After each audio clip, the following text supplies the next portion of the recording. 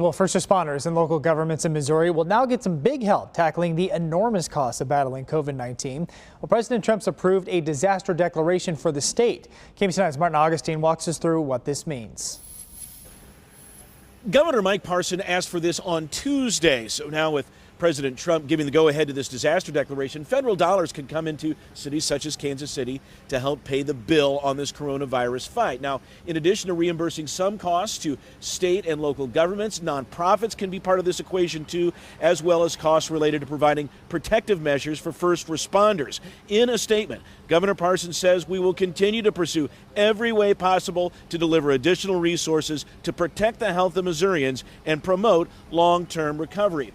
Governor Parson has also asked for federal help with unemployment assistance here in Missouri and crisis counseling. Those requests remain under review. Last week, Governor Parson secured access to low-interest federal disaster relief loans for small businesses here in Missouri, businesses that are taking a big economic hit because of the virus. Martin Augustine, KBC 9 News. All right, and meanwhile, here are the latest numbers of coronavirus cases in our two states. Missouri now has reached the 500 mark with 502 positive cases and 8 deaths statewide. Well, 168 people have tested positive in Kansas and 4 people have died. Well, here's news we hope we would never hear. The U.S. now has more coronavirus cases than anywhere else in the world. Well, 1,000 people have now died of the virus. Despite that, the president is suggesting that he may start taking steps to reopen the economy. Here's ABC's Ina Quintara. This morning, 5,000 U.S. sailors are on lockdown as coronavirus spreads through one of America's largest warships. We are in the process now of testing 100% of the crew of that ship.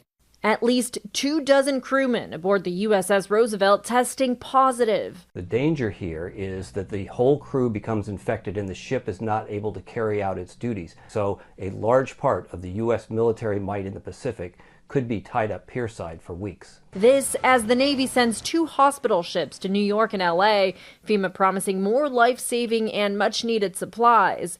Dr. Colleen Smith from a hospital in New York taking ABC News and the New York Times inside the heart-wrenching situation there. Today is kind of getting worse and worse. We had to get a refrigerated truck to store the bodies. But President Trump telling Fox News a lot of equipment's being asked for that I don't think they'll need. Trump also sending governors a letter suggesting he may soon take steps to begin reopening the country, saying the administration is working on new guidelines categorizing counties as high risk, medium risk, or low risk. And our people want to go back to work. I'm hearing it loud and clear from everybody. I think it's going to happen pretty quickly. Well, today the House will vote on the $2.2 trillion financial rescue bill, which includes sending American families checks to help them in this tough time. It's no secret the economic impact of this crisis has taken a toll on millions of workers nationwide. Jobless claims they shot up last week in Missouri and Kansas. In an exclusive interview, our Michael Mahoney spoke with Kansas Governor Laura Kelly, who says the state is doing all it can to help.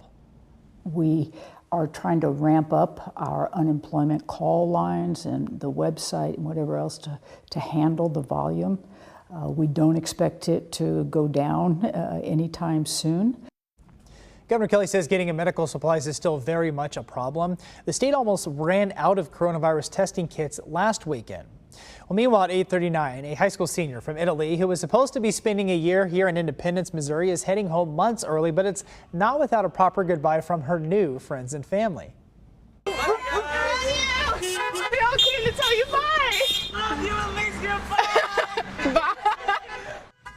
Alicia Iacomo has to go home to Italy because of the coronavirus threat, but she didn't have a chance to say goodbye to her friends. They weren't about to let her get away that easily. You saw there they worked to help family organize a farewell parade. I knew I had friends here. I'm shocked. I didn't expect this at all. Alicia is flying home today from KCI to Chicago, then on to Rome. Her family in Italy lives 4 hours from the airport, but they've been given special permission to pick her up.